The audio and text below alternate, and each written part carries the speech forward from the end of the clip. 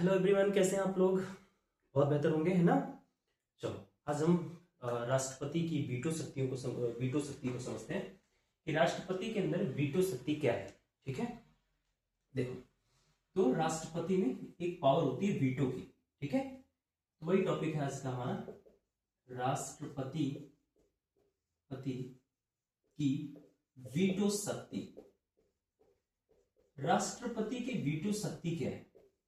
सबसे पहले अगर हम समझ पाएंगे कि वीटो क्या है तो उसकी सारी चीजें आप समझ पाएंगे। वीटो शब्द का मतलब होता है निषेध का अधिकार, यानी मना करने का अधिकार। मना करने का अधिकार। अब हम समझते हैं कि मना करने का अधिकार क्या है, या निषेधाधिकार इसको बोलेंगे, निषेधाधिकार। तो देखें, जो वीटो होता है, वीटो का सेंस एकदम स्पष्ट है कि किसी बिल को मना करने का पावर राष्ट्रपति के पास में है। जैसे आपको एक बात मालूम है कि अगर कोई बिल है, कोई विधेयक है ना, तो विधेयक क्या होता है, लोकसभा में जाएगा, राज्यसभा में जाएगा और उसके बाद पहुंचता है प्रेसिडेंट के पास में, है ना। पहले लोकसभा में भी जा सकता है, पहले राज्यसभा में भी जा सकता है।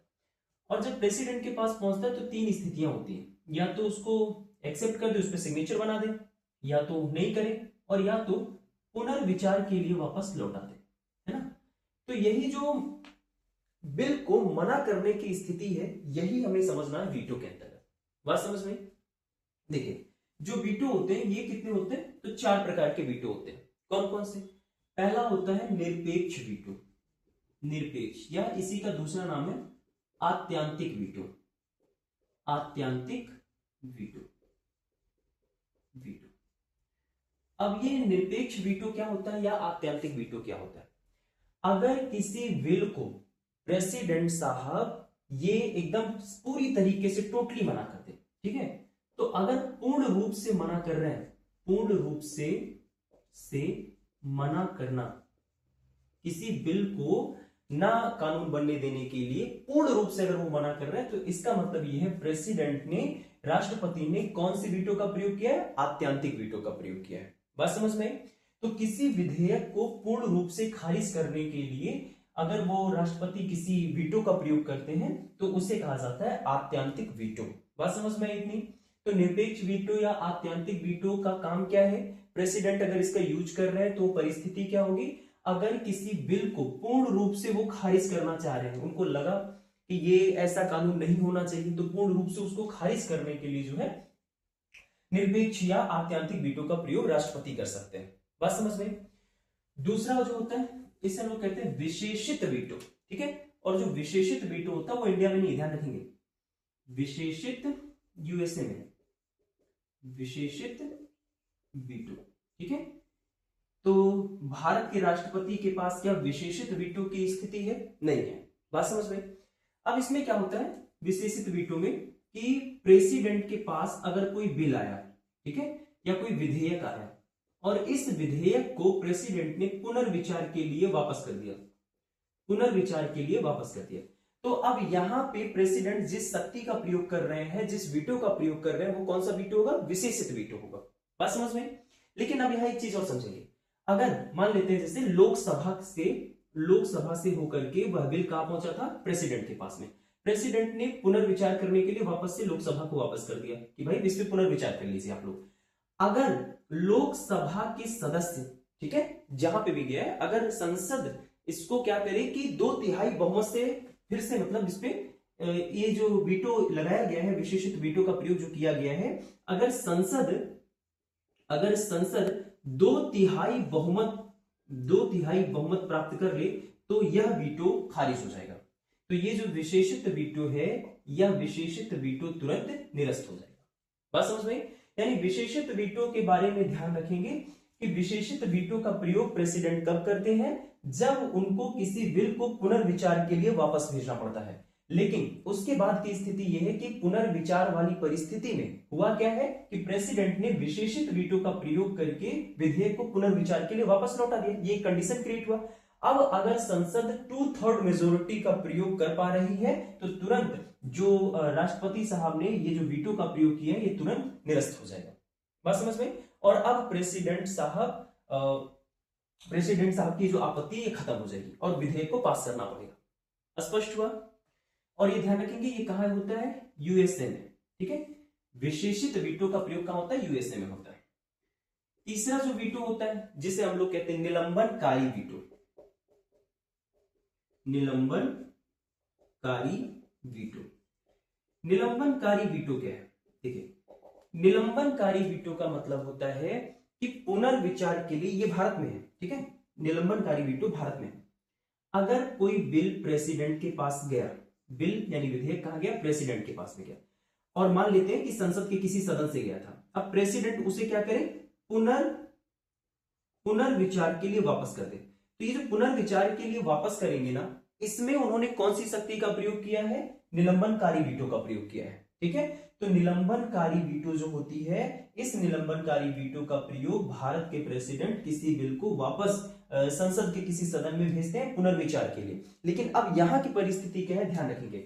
अगर पुनर्विचार की स्थिति क्रिएट कर दी है प्रेसिडेंट साहब ने, तो संसद साधारण बहुमत से इस निलंबनकारी वीटो को निरस्त कर सकती है।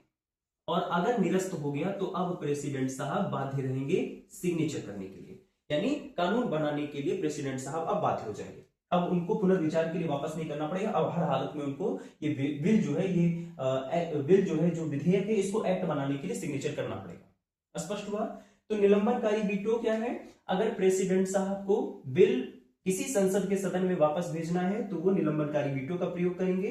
और अगर उन्होंने निलंबनकारी वीटो का प्रयोग कर लिया है तो निलंबनकारी वीटो किस कंडीशन से निरस्त होगा? संसद अगर साधारण बहुमत से प्रस्तावित कर देती है तो निलंबनकारी वीटो निरस्त हो जाएगी, और निरस्त होने के बाद प्रेसिडेंट साहब बाध्य रहेंगे कि अब उनको हर हालत में मजबूरन जो एक्ट आया है, जो बिल आया है, उसको अब एक्ट बनाने के लिए सिग्नेचर करना पड़ेगा, यानी अब वो बच नहीं सकते। ठीक है, और उसके बाद चौथा वीटो जो होता है, जिसे हम लोग कहते हैं जेबी वीटो या पॉकेट वीटो कहते हैं। ठीक है, जेबी वीटो। जेबी वीटो की कहानी क्या है? जेबी वीटो की कहानी ये है कि अगर प्रेसिडेंट साहब जो बिल है, अगर बिल को प्रेसिडेंट साहब लंबे समय के लिए इस पे कोई निर्णय ना ले, लंबे समय के लिए इस पे कोई निर्णय ना ले, ना तो पुनर्विचार के लिए वो वापस भेज रहे हैं और ना ही उसको जो है निर्णय दे रहे हैं कि हाँ ठीक है ये कानून बनना चाहिए, या फिर ना ही मना कर रहे हैं, ऐसी कोई स्थिति नहीं है। इसका जेबी वीटो का कंसेप्ट क्या है ना, कि जेब में रखो और भूल जाओ, बात समझ में? इसी वजह से इसको जेबी वीटो कहा जाता है। तो अगर किसी बिल को अनिश्चित समय के लिए प्रेसिडेंट साहब रोक देते हैं, उस पर कोई निर्णय नहीं देते, तो इसका मतलब ये होता है कि प्रेसिडेंट साहब कौन से वीटो का प्रयोग कर रहे हैं? जेबी वीटो का प्रयोग कर रहे हैं। ठीक है, तो ये होता है वीटो की शक्तियां, यानी प्रेसिडेंट के पास निषेध करने का अधिकार है, चीजों को मना करने का अधिकार है, और मना करने का अधिकार ये रूपों में है। भारत के प्रेसिडेंट को, भारत के राष्ट्रपति को निरपेक्ष या आत्यंतिक वीटो का अधिकार है, निलंबनकारी वीटो का अधिकार है, और जीवे वीटो का अधिकार है। इसके साथ साथ आप थोड़ी सी और चीजें ध्यान रखेंगे कि वीटो शब्द, ये जो वीटो है ना, ये वीटो कहीं संविधान में डायरेक्ट इसका उल्लेख नहीं मिलेगा, बात समझ में? वीटो का संविधान में कहीं उल्लेख नहीं मिलेगा, बल्कि एक आर्टिकल है, आर्टिकल 111, आर्टिकल 111 में केवल इसकी स्थिति का जिक्र किया गया है। और उसकी स्थिति का जिक्र क्या है? उसकी स्थिति का जिक्र यही है आर्टिकल 111 के हिसाब से कि अगर संसद के सदनों से कोई बिल राष्ट्रपति के पास जाता है, ठीक है, संसद है, अब इस संसद के दो सदन होते हैं, लोकसभा और राज्यसभा। अगर मान लेते हैं लोकसभा से कोई बिल स्टार्ट हुआ तो लोकसभा से कहां आएगा? राज्यसभा के पास आएगा। अब राज्यसभा के पास से कहां जाएगा वो बिल? राज्यसभा के पास से जाता है वो प्रेसिडेंट के पास में। और प्रेसिडेंट तीन स्थितियों में रहता है, या तो उस पर सिग्नेचर करके उसको एक्ट बना देगा, कानून बना देगा प्रेसिडेंट, या फिर उसको सीधा मना करेगा, या फिर पुनर्विचार के लिए लौटाएगा, पुनर्विचार के लिए लौटाएगा। अगर आप यहां देख पा रहे हैं आर्टिकल 111 में यही बात मेंशन है, ठीक है, कि संसद के सदनों से बिल होता हुआ जब प्रेसिडेंट के पास में पहुंचेगा तो प्रेसिडेंट उन पे तीन परिस्थितियां बना सकता है, या तो उस बिल को एक्ट में कन्वर्ट कर देगा सिग्नेचर करके, या फिर उसको मना कर देगा, या पुनर्विचार के लिए वापस लौटाएगा। अब यही मना करना और पुनर्विचार की स्थिति ही क्या बना रही है? वीटो शक्ति बना रही है, बात समझ में? तो वीटो की जो पावर है, वीटो की जो शक्ति है, ये डायरेक्टली प्रत्यक्ष तौर पे कहीं संविधान में नहीं है, लेकिन इसका जो स्रोत मिलता है वो आर्टिकल 111 में मिलता है।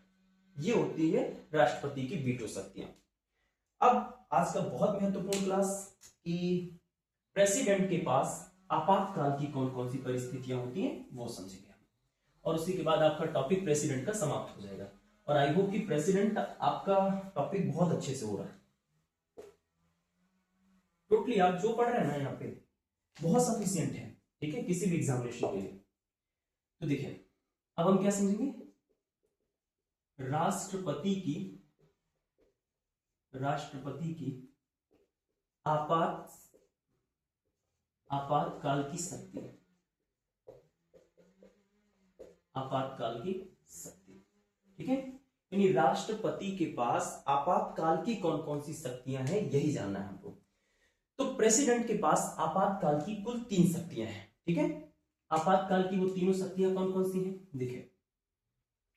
सबसे पहली जो शक्ति है जिसे हम लोग कहते हैं राष्ट्रीय आपात, राष्ट्रीय आपातकाल की जो स्थिति है ये आर्टिकल 352 में मेंशन है, ठीक है। जो दूसरा है वो है राष्ट्रपति शासन, ठीक है। और राष्ट्रपति शासन कौन से आर्टिकल में मेंशन है, 356 में। और जो तीसरा आपका राष्ट्रपति की शक्ति है आपातकाल की, ये है वित्तीय आपात। और वित्तीय आपात की जो शक्ति है, वित्तीय आपात की जो शक्ति है ये आर्टिकल 360 में मेंशन है, ठीक है। तो राष्ट्रपति के पास ये 3 प्रकार की आपातकालिक स्थितियां बनाने की शक्ति है। पहला है राष्ट्रीय आपात, दूसरा है राष्ट्रपति शासन, तीसरा है वित्तीय आपात। ध्यान रखेंगे राष्ट्रपति आपात 352 से शुरू होता है, 4 ऐड करिए, 352 के बाद 4 ऐड करेंगे 356 में 4 ऐड करेंगे 360। तो आपको ये 3 आर्टिकल पता रहेंगे कि 352 में राष्ट्रीय आपात की स्थिति है, 356 में राष्ट्रपति शासन की स्थिति है और 360 में वित्तीय आपात की स्थिति है। अब हम समझते हैं राष्ट्रीय आपात यानी नेशनल इमरजेंसी कब लग सकता है। देखिए अच्छा एक चीज और कि राष्ट्रपति की जो आपातकाल की शक्तियां है ना ये जर्मनी से लिया गया है, ठीक है, जर्मनी से लिया गया। और इसका जो उल्लेख है ये भाग 18 में, ठीक है। राष्ट्रपति की जो आपातकालीन शक्तियां हैं इसका जिक्र कहां किया गया है, भाग 18 में किया गया है, जर्मनी से लिया गया है, ठीक है। अब देखते हैं राष्ट्रीय आपात लगेगा कब। सबसे पहली बात तो ये कि राष्ट्रीय आपात कब लगेगा, तो 3 शब्द ध्यान रखेंगे। राष्ट्रीय आपात तब लगेगा जब देश में युद्ध की स्थिति हो, बात समझ में। दूसरी चीज, अगर बाह्य आक्रमण की स्थिति है, बाह्य आक्रमण की परिस्थिति है, बाहर से कोई देश पे आक्रमण कर रहा है, पूरे देश पे भी या फिर देश के किसी हिस्से पे भी, कहीं पे भी हो रहा है, अगर बाह्य आक्रमण की परिस्थिति है तो भी राष्ट्रीय आपात लग सकता है। और तीसरा, अगर देश के पूरे हिस्से में या कहीं पे सशस्त्र विद्रोह माने शस्त्रों के साथ, हथियारों के साथ लोग विद्रोह करने लगे किसी बात का, अगर ये 3 दशाएं पूरे भारत में या भारत के किसी भी हिस्से में है तो ध्यान रखेंगे ऐसे परिस्थिति में ही राष्ट्रीय आपात लगाया जा सकता है, अन्यथा नहीं लगाया जा सकता। तो राष्ट्रीय आपात कब लगेगा, जब देश में युद्ध की स्थिति आ जाए, बाह्य आक्रमण की परिस्थिति बन जाए और आपस में ही लोगों में सशस्त्र विद्रोह यानी हथियारों के साथ लोग विद्रोह करने लगे तब ये। और ये भी ध्यान रखेंगे कि ये अगर संपूर्ण भारत में है तो भी लागू किया जा सकता है, संपूर्ण भारत में होने पर भी लागू होगा, या अगर भारत के किसी हिस्से में ये काम हो रहा है तब भी राष्ट्रीय आपात लग सकता है। बात समझ में, ठीक है। अब इसमें ये जो चीजें देख रहे हैं आप ना, इसमें कुछ अमेंडमेंट हुए, जैसे 44वां जो संविधान संशोधन था 1978 में, इस संशोधन के जरिए राष्ट्रीय आपात में कुछ बदलाव किए गए। जैसे पहले यहां पे ये जो आप सशस्त्र विद्रोह देख रहे हैं, पहले सशस्त्र विद्रोह नहीं था, ठीक है, यहां पे थी आंतरिक अशांति, आंतरिक अशांति। अब आंतरिक अशांति की जगह पे क्या यूज किया गया, सशस्त्र विद्रोह, सशस्त्र विद्रोह यूज किया गया। बात समझ में, ठीक है। और इसमें एक और परिवर्तन किया गया कि ये इसी 44वें संविधान संशोधन के जरिए ही हुआ कि जब भी राष्ट्रीय आपात लगाया जाएगा तो मंत्रिमंडल की लिखित सिफारिश पर लगाया जाएगा, लिखित सिफारिश पर, क्योंकि इसका बहुत दुरुपयोग देखने को मिला था ना। इसको अभी हम देखेंगे कि कब कब कहां नेशनल इमरजेंसी लगा, तो इसीलिए ये चीजें जरूरी करी गई। आंतरिक अशांति के नाम पर भी और बिना मंत्रिमंडल के लिखित सिफारिश पे भी इंदिरा गांधी के टाइम में आपने देखा है कि इमरजेंसी का लंबा चौड़ा प्रयोग हुआ, तो है ना, तो उससे बचने के लिए 44वां संविधान संशोधन हुआ 1978 में, और आंतरिक अशांति की जगह पे सशस्त्र विद्रोह लिखा गया कि जब तक सशस्त्र विद्रोह नहीं होगा तब तक आप राष्ट्रीय आपात नहीं लगेंगे। नहीं तो ये तो आसान था, आंतरिक अशांति राजनीतिक पार्टी आराम से क्रिएट कर सकती है, तो अगर ये आंतरिक अशांति क्रिएट कर दी और उसके नाम पर राष्ट्रीय आपात लगाना लोगों के लिए कितना आसान हो जाता, बहुत आसान हो जाता। इसलिए जरूरी था कि आंतरिक अशांति की जगह पर सशस्त्र विद्रोह डाला गया, और एक मैंडेटरी बात इसमें कही गई कि जब तक मंत्रिमंडल लिखित सिफारिश नहीं देगा तब तक राष्ट्रीय आपात नहीं लगा सकते। ये 44वें संविधान संशोधन से आगे की, मतलब 44वें संविधान संशोधन से ये हुआ। ठीक है, अब देखिए, तो राष्ट्रीय आपात इन परिस्थितियों में लग गया। अब मान के चल रहे कि राष्ट्रीय आपात लग गया, तो राष्ट्रीय आपात को मान के चल रहे जैसे कि एक बार के लिए राष्ट्रीय आपात लगा। अब राष्ट्रीय आपात को मान लेते हैं कि 1 मंथ के लिए लगा। अब 1 मंथ में चीजें कंट्रोल में नहीं है, अब इस राष्ट्रीय आपात की स्थिति को आगे बढ़ाना है, तो क्या करेंगे, देखेंगे ध्यान से।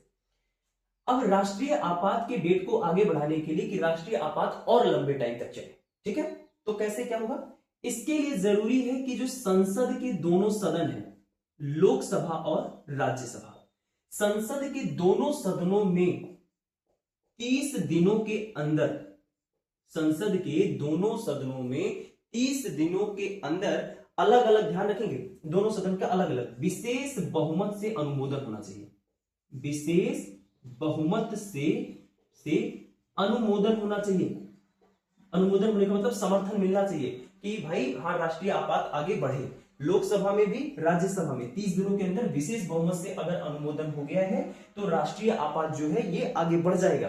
बात समझ में? और कितने दिनों के लिए बढ़ेगा? जिस दिन अनुमोदन हुआ है, तो ध्यान रखेंगे अनुमोदन की तिथि से, अनुमोदन की तिथि से 6 माह के लिए आगे बढ़ जाएगा, 6 माह के लिए आगे बढ़ जाएगा। और आगे बढ़ाना हो तो इसी परिस्थिति का मतलब इसी कंडीशन का प्रयोग करके राष्ट्रीय आपात के डेट को और आगे बढ़ाया जा सकता है।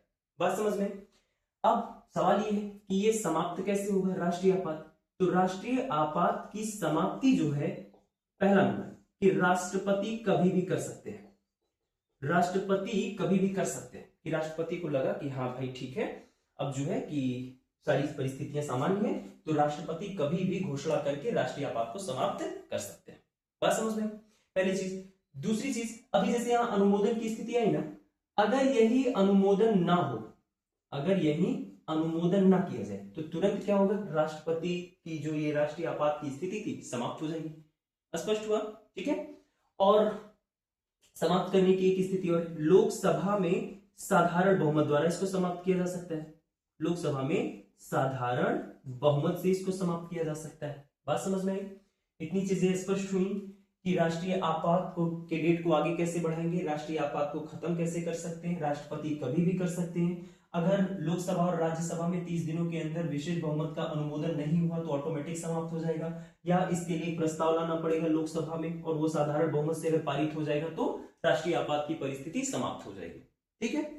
अब देखिए, अगर राष्ट्रीय आपात हो गया है तो इसके इंपैक्ट क्या क्या, प्रभाव क्या क्या पड़ेंगे।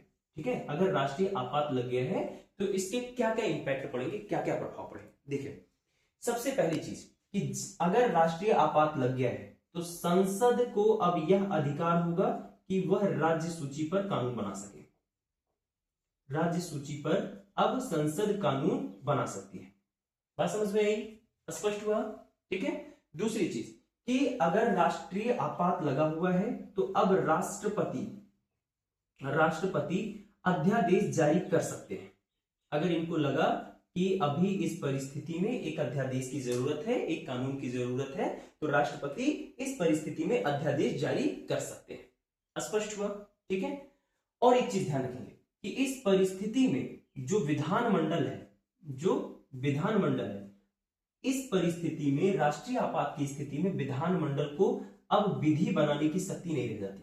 ठीक है, अब विधि बनाने की शक्ति यहां नहीं रह जाती। और अगर विधि ये नहीं बना सकता विधानमंडल, तो यहां आप एक नया स्वरूप देखेंगे भारत का, कि जो भारत की संघात्मक व्यवस्था है ये कैसी लगने लगेगी, एकात्मक। कैसी लगेगी? एकात्मक। क्योंकि यहाँ पे विधानमंडल अपने राज्य के लिए जहां राष्ट्रीय आपात लग चुका वहां कानून बना ही नहीं पा रहा है, वहां कानून कौन बना रहा है, संसद बना रही है। तो इसका मतलब संघात्मक व्यवस्था है क्या, नहीं, एकात्मक व्यवस्था दिखाई पड़ेगी। एकदम स्पष्ट हुआ, ठीक है। और कुछ इंपैक्ट इसके देखेंगे। देखिए आर्टिकल 19, आर्टिकल 19 ये ऑटोमेटिक से निलंबित हो जाएगा। अगर कहीं पे राष्ट्रीय आपात लगा तो तुरंत वहां पे आर्टिकल जो 19 है ये तुरंत निलंबित हो जाएगा, ठीक है। लेकिन आंतरिक कारणों से निलंबित नहीं होगा, ठीक है। राष्ट्रीय आपात लग गया तो आर्टिकल 19 निलंबित होगा। और ध्यान रखेंगे कि आर्टिकल 20 और आर्टिकल 21 निलंबित नहीं होंगे।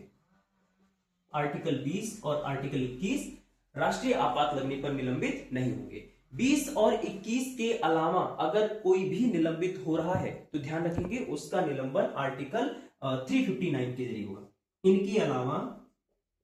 इनके अलावा अगर किसी भी आर्टिकल का निलंबन हो रहा है तो वो तब होगा जब आर्टिकल 359 अप्लाई किया जाएगा। बात समझ में आई? तो ये है राष्ट्रीय आपात की सारी परिस्थितियां। आई होप आप राष्ट्रीय आपात को समझ पाए होंगे। एक मिनट क्विक रिवाइज कर लेते हैं। राष्ट्रीय आपात आर्टिकल 352 में मेंशन है, अगर राष्ट्रपति को यह समाधान हो जाए, जिसका मतलब हुआ कि राष्ट्रपति को पूर्ण विश्वास हो जाए कि देश में युद्ध, देश की बात हो या देश के किसी हिस्से की बात हो, देश में युद्ध, बाह्य आक्रमण और सशस्त्र विद्रोह जैसी कोई परिस्थिति अगर है तो राष्ट्रपति राष्ट्रीय आपात की घोषणा कर सकते हैं। 44वें संविधान संशोधन 1978 में पहले यहाँ पे सशस्त्र विद्रोह की जगह आंतरिक अशांति थी, उसको रिप्लेस करके सशस्त्र विद्रोह डाला गया। और एक बात मैंडेटरी कही गई कि अगर आप राष्ट्रीय आपात की घोषणा कर रहे हैं तो उसके लिए मंत्रिमंडल की लिखित सिफारिश होगी ताकि उनकी जवाबदेही हो सके। अब राष्ट्रीय आपात अगर लग चुका है तो राष्ट्रीय आपात को उसके डेट को आगे कैसे बढ़ाते हैं? राष्ट्रीय आपात की डेट को आगे बढ़ाने के लिए जो संसद है, संसद के दोनों सदनों में 30 दिनों के अंदर विशेष बहुमत से अनुमोदन होगा तो जो राष्ट्रीय आपात है ये 6 माह के लिए आगे बढ़ जाएगा। और ऐसे अगर आगे बढ़ाना हो तो फिर से यही परिस्थिति अप्लाई करनी पड़ेगी। राष्ट्रीय आपात समाप्त कब होगा? राष्ट्रीय आपात समाप्त तब होगा जब राष्ट्रपति को ये विश्वास हो जाए कि अब सारी परिस्थितियां ठीक है, तो राष्ट्रपति घोषणा करके राष्ट्रीय आपात को समाप्त कर सकते हैं। अगर यहां पे अनुमोदन नहीं होगा तो राष्ट्रीय आपात समाप्त हो जाएगा। लोकसभा में साधारण बहुमत के द्वारा प्रस्ताव रख करके साधारण बहुमत से पारित कराने पर भी राष्ट्रीय आपात समाप्त हो सकता है। इसके इंपैक्ट क्या क्या पड़ेंगे अगर राष्ट्रीय आपात कहीं अप्लाई हो गया है तो? सबसे पहले जिस राज्य में अप्लाई हुआ है वहां की राज्य सूची पर, या अगर पूरे देश में हुआ तो भी संसद अब राज्य सूची के विषय पर कानून बनाएगी। राष्ट्रपति को इस परिस्थिति में अध्यादेश जारी करने की शक्ति मिल जाएगी। विधानमंडल को विधि बनाने का अब कोई रिसोर्स नहीं रह जाएगा। और इस वजह से हमें दिखाई पड़ेगा कि भारत की जो संघात्मक व्यवस्था है ये एकात्मक हो जाती है। आर्टिकल 19 स्वतः निलंबित हो जाएगा, लेकिन 20 और 21 निलंबित नहीं होंगे। 20 और 21 के अलावा जो भी आर्टिकल निलंबित होंगे वो आर्टिकल 359 के जरिए होंगे, ठीक है। तो ये था आपका राष्ट्रीय आपात। आई होप कि आप राष्ट्रीय आपात समझ पाएंगे। अब इसके बाद राष्ट्रपति शासन समझते हैं।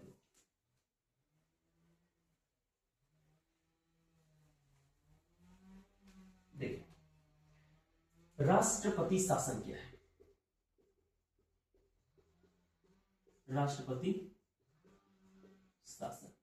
राष्ट्रपति शासन का उल्लेख आर्टिकल 356 में है।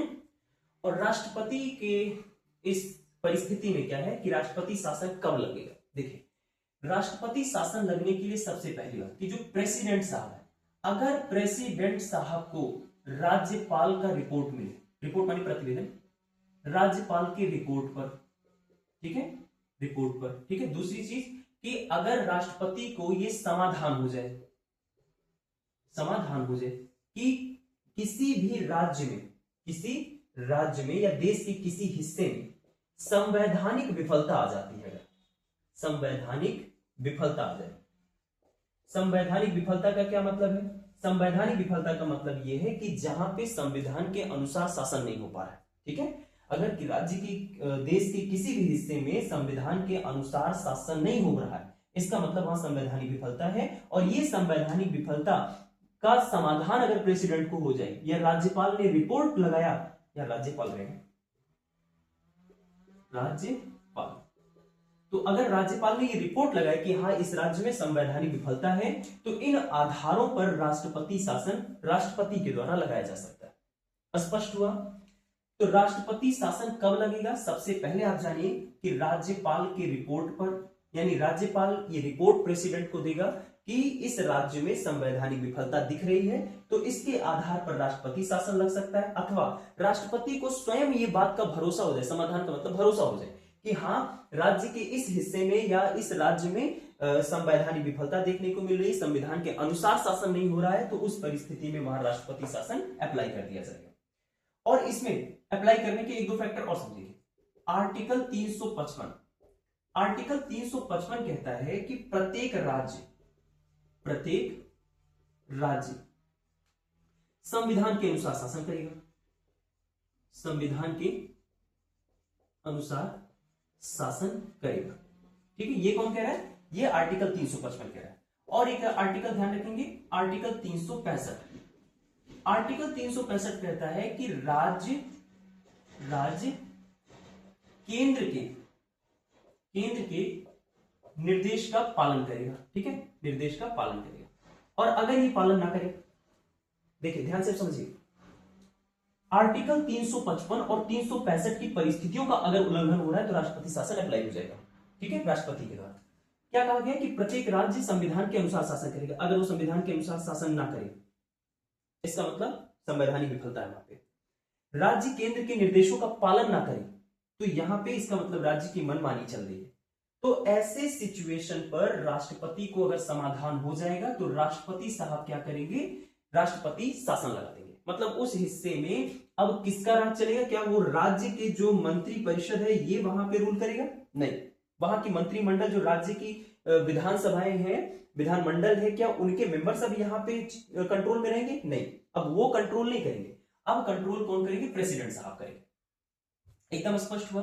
ठीक है, अब देखिए यहाँ पे कि अगर राष्ट्रपति शासन लग गया तो इस शासन के डेट को आगे कैसे बढ़ाया जाए? तो शासन के डेट को आगे बढ़ाने के लिए संसद के जो दोनों सदन हैं, लोकसभा और राज्यसभा, इन सदनों में अलग अलग साधारण बहुमत से अगर 60 दिनों के भीतर अगर अनुमोदन कर दिया जाएगा, अनुमोदन किया गया, तो ये जो राष्ट्रपति शासन है, ये राष्ट्रपति शासन और आगे बढ़ जाएगा। राष्ट्रपति शासन का जो डेट है, ये डेट और आगे बढ़ जाएगा। ठीक है, और कितने टाइम के लिए बढ़ेगा? 6 महीनों के लिए बढ़ेगा, 6 माह के लिए बढ़ेगा। ठीक है, अधिकतम इस विधि से अगर अधिकतम आप लगा रहे हैं तो अधिकतम आप 1 वर्ष तक लगा सकते हैं राष्ट्रपति शासन। ठीक है, लेकिन अगर 1 वर्ष से ज्यादा लगाना है तो 1 वर्ष से ज्यादा के लिए आपको 2 शर्तें ध्यान रखनी पड़ेगी। ठीक है, अगर वो 2 शर्तें पूरी हो रही हैं तभी 1 वर्ष से ज्यादा का जो है राष्ट्रपति शासन लगेगा, अन्यथा नहीं लगेगा। कौन कौन सी वो है? नंबर 1 कि राष्ट्रीय आपात की घोषणा हो जाए। अगर राष्ट्रीय आपात की घोषणा हो गई है तो राष्ट्रीय आपात के कंडीशन में 1 वर्ष से ज्यादा का राष्ट्रपति शासन लगाया जा सकता है, नहीं तो नहीं लगाया जा सकता। ठीक है, और दूसरी परिस्थिति क्या है? दूसरी परिस्थिति ये है कि निर्वाचन आयोग जो है, निर्वाचन आयोग ये प्रमाण दे दे, ठीक है, ये प्रमाणित कर दे कि यहां चुनाव नहीं कराए जा सकते किसी राज्य में। ठीक है, यहां जो चुनाव है ये चुनाव नहीं कराया जा सकता किसी भी कारण से। ठीक है, तो अगर चुनाव नहीं कराया जाएगा तो ये 2 परिस्थितियां हैं, इन्हीं 2 परिस्थितियों में राष्ट्रपति शासन को 1 साल से ज्यादा लगाया जा सकता है, लेकिन तब भी एकदम जो सीमा है इसकी, ये 3 वर्ष की है। ठीक है, 3 वर्ष से अधिक राष्ट्रपति शासन नहीं लग सकता है। क्लियर हुआ? 3 वर्ष से अधिक के समय के लिए राष्ट्रपति शासन नहीं लगेगा। 6 माह करके पहली बार लगाएंगे, दूसरी बार 1 वर्ष के लिए लगा सकते हैं, लेकिन 1 वर्ष से अगर ज्यादा का लगाना होगा तो 2 शर्तें लगेंगी। पहला, राष्ट्रीय आपात की घोषणा हुई हो उस जगह पे, और दूसरा, निर्वाचन आयोग ये बात प्रमाणित कर दे कि वहां चुनाव नहीं कराए जा सकते, तभी हो सकता है, अन्यथा नहीं हो सकता। ठीक है, अब समाप्ति कैसे करेंगे इसकी? अगर राष्ट्रपति शासन लग गया तो राष्ट्रपति शासन की समाप्ति कैसे होगी? तो समाप्ति देखिए, पहली चीज कि राष्ट्रपति ने लगाया तो राष्ट्रपति को जब ये परिस्थिति दिखाई पड़े कि अब सारी स्थितियां एकदम सामान्य है, संविधान के अनुसार शासन चलाया जा सकता है, वहां पे सब कुछ एकदम अनुकूल हो गई है परिस्थितियां, तो राष्ट्रपति कभी भी आकर के ये घोषणा कर सकते हैं कि हम राष्ट्रपति शासन खत्म कर रहे हैं। पहली चीज। दूसरी चीज, आपको यहाँ दिखाई दे रहा है कि लोकसभा और राज्यसभा में साधारण बहुमत से 60 दिनों के भीतर अनुमोदन होना चाहिए। अगर ये अनुमोदन नहीं हुआ, अगर ये अनुमोदन नहीं हुआ, समर्थन नहीं मिला, तो आप पाएंगे कि राष्ट्रपति शासन ऑटोमेटिक से समाप्त हो जाएगी। क्लियर हुआ? और तीसरी चीज, न्यायालय भी राष्ट्रपति शासन को समाप्त कर सकती है। ये बात एकदम स्पष्ट है। ठीक है, न्यायालय भी राष्ट्रपति शासन को समाप्त करेगी। अब थोड़ा सा समझते हैं कि राष्ट्रपति शासन अगर कहीं लगेगा तो उसके इंपैक्ट क्या क्या पड़ेंगे।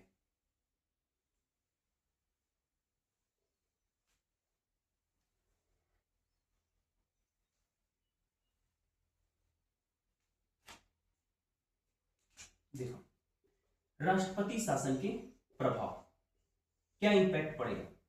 तो राष्ट्रपति शासन का पहला इंपैक्ट जो पड़ेगा वो ये है कि राज्य की जो मंत्री परिषद है ये बर्खास्त कर दी जाएगी। मंत्री परिषद क्या हो जाएगी? बर्खास्त हो जाएगी। ठीक है, और इसकी अब राज्य की जो भी प्रशासनिक शक्तियां हैं, अब यहां की जो भी प्रशासनिक शक्ति है, इस प्रशासनिक शक्ति का प्रयोग कौन करेंगे? राष्ट्रपति करेंगे। ठीक है, राष्ट्रपति। अब हालांकि राष्ट्रपति तो खाली रहेंगे नहीं कि चल करके वहां पे प्रशासनिक शक्तियों को हैंडल करें, तो होंगे क्या? राष्ट्रपति के प्रतिनिधि के तौर पे, राष्ट्रपति के प्रतिनिधि के तौर पे राज्यपाल काम करेंगे। ठीक है, प्रशासनिक शक्तियों को हैंडल कौन करेगा? राज्यपाल करेगा।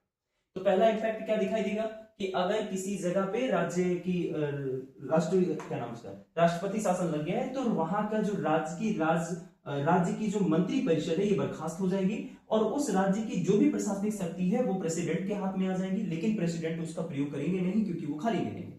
तो प्रेसिडेंट के प्रतिनिधि के तौर पे काम कौन करेगा? राज्यपाल करेंगे। ठीक है, पहला इंपैक्ट। दूसरा इंपैक्ट कि विधानसभा को भंग भी किया जा सकता है। विधानसभा को राष्ट्रपति शासन के दौरान भंग भी किया जा सकता है। ठीक है, और तीसरी चीज कि जो संसद है ये राज्य सूची के विषय पर कानून बना सकती है। राज्य सूची के विषय पे कानून बना सकती है। और अगर सत्र नहीं चल रहा है इस ड्यूरेशन में, ठीक है, सत्र नहीं चल रहा है राष्ट्रपति शासन में, तो राष्ट्रपति अध्यादेश भी जारी कर सकते हैं। ठीक है, तो ये इसके इंपैक्ट पड़ेंगे। हाँ, फंडामेंटल राइट पर कोई इंपैक्ट नहीं पड़ेगा। फंडामेंटल राइट पे राष्ट्रपति शासन की ड्यूरेशन में नो इंपैक्ट। ठीक है, इंपैक्ट हिंदी में लिख दूं, कोई प्रभाव नहीं। ठीक है, तो ये कहानी है राष्ट्रपति शासन की। अब देखिए, राष्ट्रपति शासन के बारे में अगर हम बात करें थोड़ा सा, तो देखते हैं कि अब राष्ट्रपति शासन कब, कहां, कैसे लगा। तो राष्ट्रपति शासन में देखिए, सबसे पहले राष्ट्रपति शासन को ना भीमराव अंबेडकर साहब ने कहा, इसको मृत शब्द बोला। ठीक है, मृत क्यों? क्योंकि आप देख पा रहे होंगे कि राज्य पूरी तरीके से अनकंट्रोल्ड हो रही है। ठीक है, मतलब उसके पास तो कोई शक्ति नहीं बच रही है, विधानसभा भंग हो जा रही है, राज्य सूची पर वो कोई कानून नहीं बना पाएगा, यानी ओवरऑल मिला करके पूरी तरीके से सेंट्रल का कब्जा दिखाई देगा। ठीक है, तो भीमराव अंबेडकर ने इसे मृत शब्द बोला है। ठीक है, अब देखिए, पहली बार राष्ट्रपति शासन कहां लगा था? तो पहली बार राष्ट्रपति शासन लगा था पंजाब में। ठीक है, राष्ट्रपति शासन पहली बार कहां लगा था? पंजाब में लगा था। कब लगा था? 1951 में एक कानून आया था पेप्सू करके। ठीक है, इसी के लिए लगा था। तो पहली बार पंजाब में राष्ट्रपति शासन लगा था 1951 में पेप्सू कानून में। सबसे ज्यादा बार कहां लगा है? सबसे ज्यादा बार, तो सबसे ज्यादा बार एमपी में लगा, सॉरी क्या नाम उसका, यूपी में और मणिपुर में। यूपी व मणिपुर यहां लगा हुआ है। ठीक है, मणिपुर में कितनी बार लगा हुआ है? 10 बार लगा हुआ है यहां, सबसे ज्यादा बार। और सबसे लंबा समय कहां पे है? सबसे ज्यादा समय तक कहां पे लगा हुआ है? तो वहां लगा पंजाब में, और पंजाब में लगा हुआ 3510 दिन के आसपास। ठीक है, इतने दिनों तक राष्ट्रपति शासन पंजाब में लगा था। ठीक, और सबसे ज्यादा किस प्रधानमंत्री के टाइम में लगा था? तो सबसे ज्यादा ध्यान रखेंगे इंदिरा गांधी के टाइम में लगा था। ठीक है, इंदिरा गांधी के कार्यकाल में 49 बार इसका प्रयोग किया गया, 49। समझ में आ रहा है? ठीक है, ये अब क्योंकि इस ड्यूरेशन में आपको समझ में आ रहा है 49 बार अगर कहीं राष्ट्रपति शासन लग रहा है तो इसका मतलब दुरुपयोग ही होगा लगभग, है ना। तो क्या हुआ, इसी से रिलेटेड एक केस आया, SR Bombay case, SR Bombay case. ठीक है, अब एसआर बम्बई केस जो है, एसआर बम्बई केस ने राष्ट्रपति शासन के दुरुपयोग को रोका। कैसे रोका, इसके लिए क्या कहा गया, अच्छा ये आता है 1994 में। ठीक है, एसआर बम्बई केस बहुत इंपॉर्टेंट केस है। इस केस में सुप्रीम कोर्ट ने कहा कि मंत्री परिषद, जैसे कि अभी जैसे हम बताए ना कि राष्ट्रपति शासन किन किन परिस्थितियों में लग सकता है, जैसे मान लो कि एक परिस्थिति ऐसी आ गई कि वहां पे चुनाव हुआ और कोई सरकार नहीं बना पाया, कोई सरकार नहीं बना, और अगर सरकार नहीं बना तो राष्ट्रपति शासन लगेगा कि नहीं लगेगा, ऑफ कोर्स लग जाएगा, राष्ट्रपति शासन तुरंत लगा दिया जाएगा।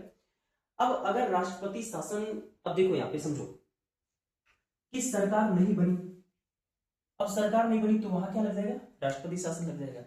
अब इसका दुरुपयोग कैसे होगा कि कोई सरकार है, केंद्र में बैठी हुई कोई सरकार है, ठीक है, ये किसी राज्य में चाह रही है कि मैं, मेरा पार्टी यहाँ पे सत्ता में रहे, किसी परिस्थिति बस मान लो सत्ता में नहीं है, अब करना क्या है कि यहां पे प्रेसिडेंट रूल अप्लाई करने के लिए बस परिस्थितियां ऐसी क्रिएट कर देनी है कि सरकार ना बने।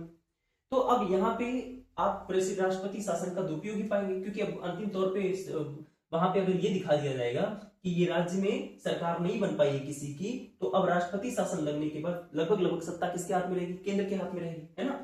तो इसी परिस्थितियों से बचने के लिए अब देखिए क्या कहा गया कि अच्छा ये रिपोर्ट पहुंचाएगा कौन, राज्यपाल ही पहुंचाएंगे, ठीक है, कि सरकार नहीं बन पाई है तो राज्यपाल ही पहुंचाएंगे। तो एसआर बम्बई केस में सुप्रीम कोर्ट ने कहा कि देखो भैया, पहली बात कि अब मंत्री परिषद को अपना बहुमत सिद्ध करना पड़ेगा, अपना बहुमत लोगों के सामने सिद्ध करना पड़ेगा। अगर लोगों के सामने अपना बहुमत सिद्ध कर रहे हैं तो ही तो सही स्थिति क्या है समझ में आएगी, है ना।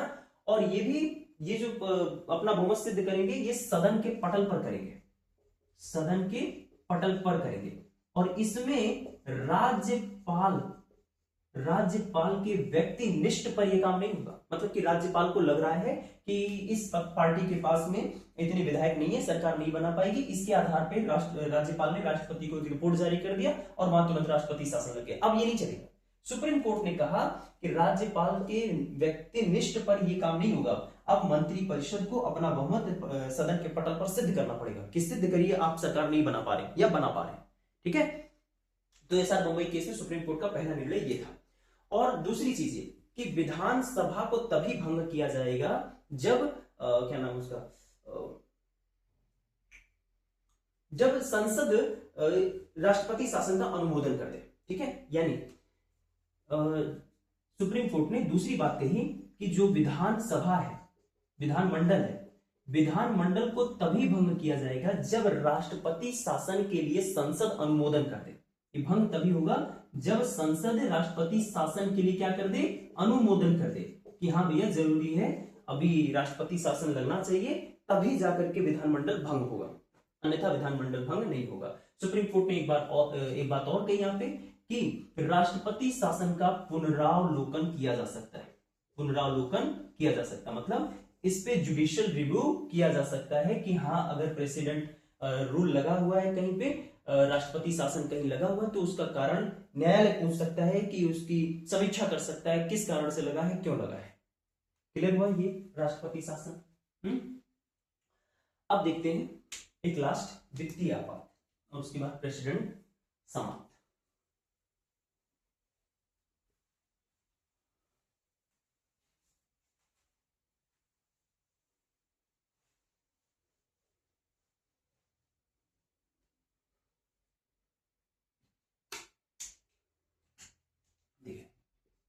वित्तीय आपात, आर्टिकल 360। वित्तीय आपात क्या है, अगर भारत के राष्ट्रपति को, प्रेसिडेंट को ये समाधान हो जाए, यानी ये भरोसा हो जाए कि जो भारत की वित्तीय साख है, भारत की जो वित्तीय साख है, या फिर हम कहें कि जो वित्तीय अस्थायित्व है, जो वित्तीय अस्थायित्व है, अगर ये खतरे में है, बस इसी बात का प्रेसिडेंट साहब को समाधान हो जाए, यानी कि भारत की वित्तीय साख या भारत का वित्तीय अस्थायित्व खतरे में है, इस बात का भरोसा अगर प्रेसिडेंट साहब को हो जाएगा तो प्रेसिडेंट साहब क्या करेंगे, वित्तीय आपात लगा देंगे, आर्टिकल 360 के जरिए। अब इसमें देखिए, अगर वित्तीय आपात लग जाएगा तो वित्तीय आपात का डेट आगे कैसे बढ़ाया जाएगा। सबसे पहले ध्यान रखेंगे कि जो लोकसभा और राज्यसभा यानी दोनों सदनों में अगर 60 दिनों के भीतर, 60 दिनों के भीतर अगर अलग अलग यहां पे साधारण बहुमत से अनुमोदन कर दिया जाए, ठीक है, साधारण बहुमत से अगर अनुमोदन कर दिया जाए तो यह आगे बढ़ जाएगी, ठीक है। अब यहां ध्यान देने वाली बात यह है कि यह अनिश्चित काल के लिए आगे बढ़ेगी, ठीक है। जब तक परिस्थितियां राष्ट्रपति को लगेंगी नहीं कि सामान्य है, तब तक ये लगा रहेगा। राष्ट्रपति साहब हटाएंगे तभी हटेगी।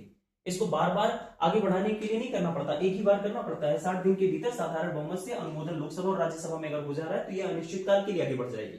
बात समझ में आई, स्पष्ट हुआ। इस परिस्थिति में इसको देखो वापस कौन ले सकता है, तो ध्यान रखेंगे प्रेसिडेंट साहब ही इसको वापस लेंगे, ठीक है, राष्ट्रपति साहब इसको वापस लेंगे। इसके इंपैक्ट क्या क्या पड़ेंगे, इसके प्रभाव क्या क्या पड़ेंगे, देखिए। इसका जो सबसे पहला इंपैक्ट पड़ेगा वो यही पड़ेगा कि केंद्र राज्य को कुछ निर्देश दे दे, राज्य को वित्त के संबंध में वित्तीय संबंधी निर्देश दे सकता है कि हाँ भैया अब आपको जो काम करने हैं वो इसी निर्देश के आधार पे करना है, ठीक है। पहला इंपैक्ट ये पड़ सकता है। दूसरा इंपैक्ट ये पड़ेगा कि जो राज्य है, राज्य का जो धन विधेयक होता है, जो धन विधेयक है, इस धन विधेयक को राष्ट्रपति के पास, प्रेसिडेंट के पास आरक्षित कर दिया जाए, ठीक है, उनके पास रख दिया जाए कि इस पे जो भी निर्णय लेंगे सब राष्ट्रपति साहब लेंगे और राष्ट्रपति का ही निर्णय अंतिम होगा, राष्ट्रपति का निर्णय अंतिम निर्णय होगा, ठीक है, अंतिम होगा। ये किया जा सकता है, ठीक है, कि राज्य का जो भी धन विधेयक परिस्थितियां हैं उस पे जो प्रेसिडेंट साहब है, प्रेसिडेंट साहब के लिए राज्य की जो धन विधेयक बिल्स है उनको रोक लिया जाएगा कि इस पे राष्ट्रपति साहब ही अपना निर्णय देंगे और उनका जो निर्णय होगा ये अंतिम निर्णय होगा। और इंपैक्ट पड़ सकता है कि जो सरकारी कर्मचारी है, सरकारी जितने भी कर्मचारी हैं, इन कर्मचारियों का वेतन कम कर दिया जाए, है ना, भत्ते कम कर दिए जाए, ताकि थोड़ा सा हम अपनी वित्तीय साख को बचा सकें, वित्तीय स्थायित्व को खतरे से बाहर कर सकें। तो ये है पूरी प्रेसिडेंट की कहानी। आई होप कि आपको समझ में आई होगी, ठीक है। बाकी अब हम कल पढ़ते हैं उपराष्ट्रपति को। आज के लिए इतना ही।